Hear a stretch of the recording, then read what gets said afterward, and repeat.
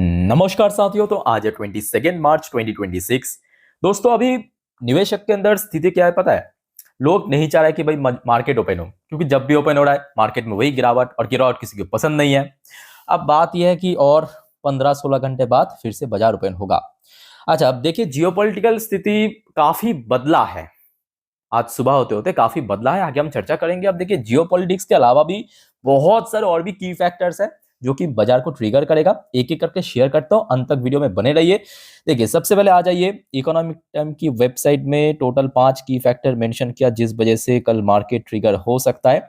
Formally देख लीजिए। चल, सबसे पहला की फैक्टर तो यही वॉर के ऊपर मेंशन किया, और ये फैक्ट है कि आज की डेट में मतलब 90% मार्केट के मूवमेंट आपके वॉर के ऊपर ही हो रहा है। जो भी डेवलपमेंट हो रहा है उसके ऊपर, इसको हम बाद में कवर करेंगे, ठीक है। अच्छा, इसके अलावा जो दूसरा फैक्टर यहाँ पे मेंशन किया, crude oil price, very very crucial, very very crucial. अगर क्रूड ऑयल की प्राइस नीचे की तरफ मूव किया तो कहीं ना कहीं मार्केट में पॉजिटिव इंपैक्ट पड़ेगा, जैसे कि हमें शुक्रवार के दिन देखने को मिला था। शुक्रवार, जस्ट इमेजिन, मतलब एकदम सुबह की जो स्थिति था, याद कीजिए, सुबह जो है क्रूड ऑयल की प्राइस 104 से लेके 106 डॉलर पर बैरल पे पहुंच गया था। मार्केट में हो गया रिकवरी। रात होते होते फिर से जियोपॉलिटिक्स में कुछ नया खबर मिला। क्रूड ऑयल अगेन बढ़ते बढ़ते 110-12 डॉलर फिर से क्रॉस कर चुका है, और रात में हमने क्या देखा, गिफ्ट निफ्टी की पोजीशन अगेन नीचे पहुंच गया। तो क्रूड ऑयल आज की डेट में ऑब्वियसली बहुत बड़ी एक फैक्टर है, और यह सच है कि जो एनर्जी क्राइसिस हमें देखने को मिल रहा है, ना केवल भारत में, दुनिया भर पे, वो सीधा सीधा इंपैक्ट डाल रहा है मार्केट में। अच्छा, एफआईएस की बात करें, जब देखिए यहाँ पे एफआईएस को आप सीधा सीधा जिम्मेदार नहीं दे सकते, बिकॉज ये वॉर की वजह से जो यहाँ पे एनर्जी क्राइसिस क्रिएट हो रहा है, इकोनॉमिक क्राइसिस क्रिएट हो रहा है, एफआईएस बेचेगा। यहाँ पे एफआईएस बेचेगा, और एफआईएस खूब बेचा है। आगे मैं आपको पूरा डेटा दिखाता हूँ कि ये मार्च महीने में कितना बेचा है। और ये फैक्ट है कि एफआईएस की जब तक ना इनफ्लो हमें देखने को मिला, मार्केट में हो सकता है कि एक आध दिन रिकवर होगा, फिर से वही धड़ाम से गिरेगा। मतलब एक दिन रिकवरी, फिर 2-3 दिन में सारा खेल खत्म हो जाएगा। अच्छा, इंडियन रुपये की वैल्यूएशन भी लगातार गिरते गिरते आज लाइफ टाइम लो पे चल रहा है। मतलब जो वैल्यूएशन अगले 6 महीने 1 साल में पहुंचना था, वो इस वॉर के कारण सिर्फ 3 हफ्तों में पहुंच चुका है, 3 हफ्तों में पहुंच चुका है। इतना जबरदस्त पीटा है। अब ये सारा खेल देखिए आप, मतलब किसी पर्टिकुलर इंडिविजुअल को ब्लेम नहीं कर सकते कि हाँ हमारे सेंट्रल बैंक कोई काम नहीं कर रहा है, या सरकार की गलती है। इसमें किसी की गलती नहीं है। जो भी है, मतलब ये सिर्फ भारत की साथ ही नहीं हो रहा है। ऑयल बढ़ने के साथ साथ, ऑयल प्राइस बढ़ने के साथ साथ जो यूएसडी की इंडेक्स है वो भी इंक्रीज हो रहा है, और दुनिया भर की जितने भी करेंसी है डॉलर के अगेंस्ट में सब वीक पड़ रहा है। अच्छा, यहाँ पे कुछ टेक्निकल फैक्टर मेंशन किया। खैर, यहाँ पे इकोनॉमिक टाइम की वेबसाइट में ये 5 फैक्टर्स मेंशन किया है। अच्छा, उसके साथ साथ दोस्तों याद रखना कि अगले हफ्ते भारत की 2 इंपॉर्टेंट इकोनॉमिकल डेटा आउट होगा।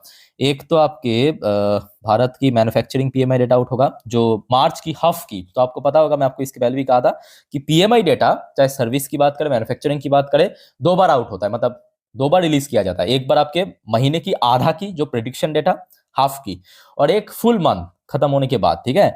सो ये जो हाफ मंथ की प्रेडिक्शन डेटा आउट होगा, वो होगा आपके 24 तारीख। 24 तारीख आउट होगा। मतलब आज हो गया आपका 22 तारीख, कल छोड़ परसों, मतलब मंगलवार के दिन आउट होगा, ठीक है, सुबह 10:30 बजे पे। पी फॉर प्रेडिक्शन डेटा, ठीक है। सो ये हाफ मंथ की डेटा आउट होगा, लेट्स सी क्या होता है। और उसके बाद जो फुल मंथ की डेटा आउट होगा वो होगा 2 अप्रैल के दिन। तो ये हो गया आपके मैन्युफैक्चरिंग पीएमआई डेटा। अच्छा, उसके साथ साथ सर्विस पीएमआई डेटा भी आउट होगा। सर्विस पीएमआई डेटा भी आउट होगा आपके वही 24 तारीख के दिन, ठीक है। मतलब मंगलवार के दिन आते ही मैं आपको जानकारी दे दूंगा। बस आप चैनल को फॉलो करते जाइए, ये बहुत इंपॉर्टेंट है, क्योंकि पिछले कुछ महीनों पे हमने देखा था भारत की, चाहे मैन्युफैक्चरिंग की बात करें या सर्विस पीएमआई की बात करें, थोड़ा थोड़ा करके लैग किया था, थोड़ा थोड़ा गिरा था। मतलब जो रेट लगभग 60 अप में पहुंच गया था, वो गिरते गिरते कभी 56-58 में पहुंच गया था। इवन यूएस का भी आउट होगा। ये सारे डेटा मैं आपको आते ही जानकारी दे दूंगा, जो भी हो, ठीक है। अच्छा, उसके बाद आ जाइए यूएस मार्केट की पोजीशन। लास्ट नाइट को जैसे वीक था, डॉ जोन्स की बात करें 0.96% नीचे क्लोजिंग दिया। नैस्डैक कंपोजिट लगभग 2% पिट गया था, जिसके कारण हमारे गिफ्ट निफ्टी की फ्यूचर भी आपको मैं दिखाया था, उस दिन रात पे भी दिखाया था, शुक्रवार रात को। इवन आपको मैं लास्ट डे भी दिखाया था, सैटरडे के दिन, इंडिविजुअल वीडियो में, कि गिफ्ट निफ्टी, एक्सजीएक्स निफ्टी की फ्यूचर लगभग 250-300 पॉइंट नीचे। अब यहाँ पे जो आपको मैं अभी अभी कह रहा था कि क्रूड ऑयल यहाँ पे बड़ा फैक्टर है, क्योंकि क्रूड ऑयल की प्राइस जैसे बढ़ेगा मार्केट में उतना प्रेशर बढ़ेगा।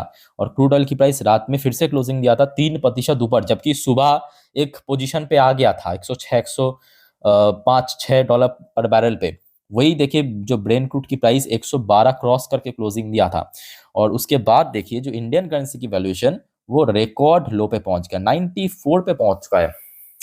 कैन यू इमेजिन कि एक महीनों पे इंडियन करेंसी 3% गिरा है। 3% गिरना देखिए करेंसी के लिए बहुत बड़ी बात है। ये देखिए एक महीने पहले कहाँ पे था, 90 के आसपास, नोट करना 90 के आसपास, वहां से 94 पहुंच चुका है। अगर हम परसेंटेज वाइज इसको नापे तो लगभग 3.5%, 3% में कम कर दिया, 3.5% गिरा है वैल्यूएशन, मतलब प्राइस इंक्रीज हुआ यूएसडी के अगेंस्ट में, वैल्यूएशन गिरा है। और ये बहुत बड़ी फैक्टर है, इस चीज को अब हल्के में मत लेना। अच्छा उसके साथ साथ ये वॉर के कारण एफआईएस कितना बेचा है, अब देखिए मार्च पे एफपीआई 110 हिट 88,180 करोड़। जस्ट सोचिए, मार्च अभी खत्म नहीं हुआ, मार्च की आज 22 तारीख है और लगभग 9 दिन बाकी है। 9 दिन में कितना ट्रेडिंग सेशन मिलेगा, आई थिंक कि 5 तो मिलना है। 5 ट्रेडिंग सेशन में अगर एवरेजली जो आज की डेट में बेचने की एवरेज है पर डे लगभग 6 से 7 हजार करोड़ बेच रहा है, तो मतलब ये मार्च खत्म होते होते अगर ये वॉर नहीं रुका तो, मेरे बात को ध्यान से सुनना, मार्च खत्म होते होते 1 लाख करोड़ आराम से बेच जाएगा, आराम से बेच जाएगा। और इम्पैक्ट कहाँ पे पड़ेगा, सीधा सीधा मार्केट में, आपके पोर्टफोलियो में। तो कुछ इस प्रकार की माहौल है, आप समझ पा रहे हो, ठीक है। अच्छा दोस्तों आगे बढ़ते हैं, कुछ जियोपॉलिटिकल जानकारी दूंगा, पर उसके पहले आप सभी को रिक्वेस्ट करूंगा, अगर आपको वीडियो अभी तक अच्छा लगा, इन्फॉर्मेटिव लगा, प्लीज दोस्तों वीडियो को लाइक करना और प्लीज चैनल को सब्सक्राइब करके जरूर रखिए दोस्तों, इस प्रकार की जानकारी हमेशा पाने के लिए। और दोस्तों आज रात की जो 10:30 वाली वीडियो आएगा इस चैनल पे, जिस पर हम नेक्स्ट डे मार्केट प्रेडिक्शन, मतलब कल सोमवार के दिन बाजार किस तरफ खुल सकता है, किस तरफ मूव कर सकता है, अगर गिरता है कहां तक गिरेगा, निफ्टी 50 बैंक निफ्टी की सपोर्ट लेवल, रेजिस्टेंस, सब कुछ अच्छे से डिफाइन करेंगे।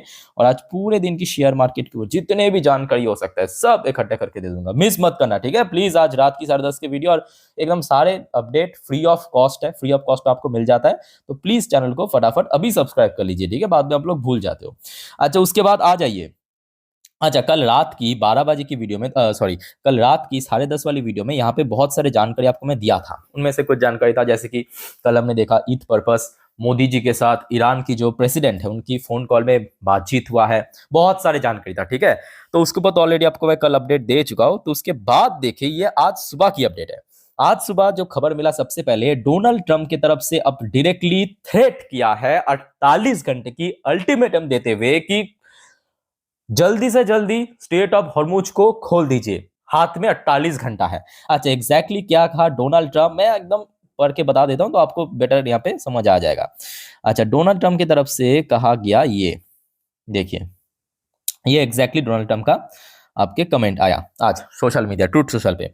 इन्होंने कहा if Iran does not fully open without threat the straight of Hormuz with in 48 hours from this exact point in time, the United States of America will hit and obliterate their various power plant starting with the biggest one first। तो अब threat दिया है कि अगर ऐसा नहीं करते हैं, मतलब स्टेट ऑफ हॉर्मुज को टोटली ओपन नहीं करते हैं, जो आज ब्लॉकेज रखा है ईरान ने, तो ईरान की जितने भी पावर प्लांट है, कोई भी देश के लिए अपने पावर प्लांट बहुत इंपॉर्टेंट है क्योंकि वो एनर्जी की सोर्स है, आप समझ पा रहे हो ना। पावर प्लांट को हम डिस्ट्रॉय कर देंगे और स्टार्ट कहां से करेंगे, जो ईरान की सबसे बिगेस्ट पावर प्लांट है वहां से। अब ये तो आज सुबह सुबह डोनाल्ड ट्रंप थ्रेट देके छोड़ दिया, ठीक है। आगे बढ़ते हैं, ईरान की तरफ से भी रिप्लाई आना था, तरफ से भी रिप्लाई आ चुका है। ईरान ने कुछ घंटे बाद रिप्लाई में कहा Iran warn irreversible damage to regional infrastructure if its power plant are attacked. तो डोनाल्ड ट्रंप को रिप्लाई देते हुए कहा कि अगर ईरान की पावर प्लांट पे अटैक होते हैं तो ईरान क्या करेगा, इरिवर्सिबल डैमेज करेगा। कहां पे, रीजनल इंफ्रास्ट्रक्चर, मतलब गल्फ नेशन की जितने भी इंफ्रास्ट्रक्चर है या एसेट्स है वहां पे ईरान हमला करेगा, ईरान वहां पे डैमेज करेगा। अब देखिए ये भी फैक्ट है कि आप डोनाल्ड ट्रंप को हल्के में नहीं ले सकते, ठीक है। अगर सच में 48 घंटे पे ईरान ने स्ट्रेट ऑफ हॉर्मुज को टोटली ओपन नहीं किया तो कुछ ना कुछ बड़ा धमाका होगा ईरान पे। अब उसके बाद ईरान चाहे सऊदी पे, कतार पे, यूएई पे, कहीं पे भी, वहां पे कुछ भी इंफ्रास्ट्रक्चर को खत्म करे, डिस्ट्रॉय करे, बट अल्टीमेटली ईरान का भी इकोनॉमिकली बहुत ज्यादा क्षति होगा, है ना। तो उसके बाद देखिए ये आज दोपहर की खबर, ये देखिए 1:54 की खबर मनी कंट्रोल ने शेयर किया। Hormuz open with condition. तो फाइनली ईरान ने हॉर्मुज को ओपन कर दिया, बट कुछ कंडीशन रखा। कैसा condition? Iran allow passage except for enemy linked vessels. तो मतलब अगर कोई वेसल्स यूएस या इजराइल के साथ लिंक्ड है, उसके अलावा सारे जो देश है उनके लिए स्टेट ऑफ हॉर्मुज ओपन कर दिया। और ये दोस्तों मैं कहूंगा बहुत सही है, और इसके कारण ये जो ईरान ने डिसीजन लिया है, मैं कहूंगा बहुत ही स्मार्ट डिसीजन है ईरान की तरफ से। और इस वजह से कल में भी ऑयल प्राइस में ड्रॉप हो सकता है, ये हो सकता है, ये पॉसिबिलिटी है। ऑयल प्राइस में अगर ड्रॉप हुआ तो आई थिंक कि मार्केट जो एकदम से फ्राइडे नाइट को हमने देखा था जिस स्थिति में पहुंच गया था, वहां से रिवर्स भी कर सकता है। बाकी दोस्तों इस बारे में आप लोग क्या सोचते हो, या आप लोगों का क्या विचार है, कमेंट करके बताइए। एक बार मैं आपको फॉर्मली पढ़ के सुना देता हूं।